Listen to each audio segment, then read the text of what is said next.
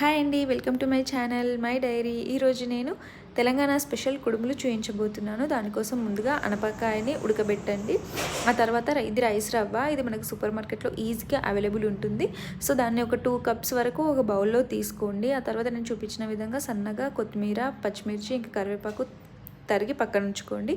ఇప్పుడు ఉడికిపోయిన అనపకాయని తీసుకొచ్చి పిండిలో వేయండి. ఆ తర్వాత సన్నగా తరిగిన కొత్తిమీర, పచ్చిమిర్చి, ఇంకా కరివేపాకు వేసి కలపండి.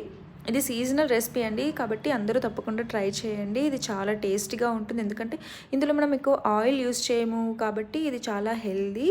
సో దీంట్లోకి ఇవన్నీ వేసిన తర్వాత రుచికి తగినంత ఉప్పు, ఇంకా కొద్దిగా ఆయిల్ వేసి కొన్ని హాట్ వాటర్ వేసి పిండి ముద్దలా వచ్చేంత వరకు అలా హాట్ వాటర్ వేస్తూ కలపండి. ఆ తర్వాత ఇలా నేను సిలిండ్రికల్ షేప్లో చుట్టాను. ఇట్లా జాలి పాత్ర ఉంటే అందులో పెట్టి ఆ తర్వాత మీరు ఇలా ఆవిరికి దీన్ని ఉడికించాలి. సో కింద నేను వాటర్ బౌల్ తీసుకొని పైన ఇవి పెట్టి మూత పెట్టాను. మీరు ఇడ్లీ పాత్ర అంటే ఇడ్లీ పాత్రలో కూడా చేసుకోవచ్చు. ఆ తర్వాత ఒక 20 మినిట్స్ ఉంచి మూత తీసి చూస్తే రెడీ. దీన్ని మీరు ఆయిల్ వేసి కూడా తినొచ్చు. ఈ రెసిపీ నచ్చితే లైక్, షేర్, సబ్స్క్రైబ్ చేయండి. మన ఛానల్లో ఇంకా చాలా వీడియోస్ ఉన్నాయి, వాటిని కూడా చూసి లైక్, షేర్, సబ్స్క్రైబ్ చేయండి.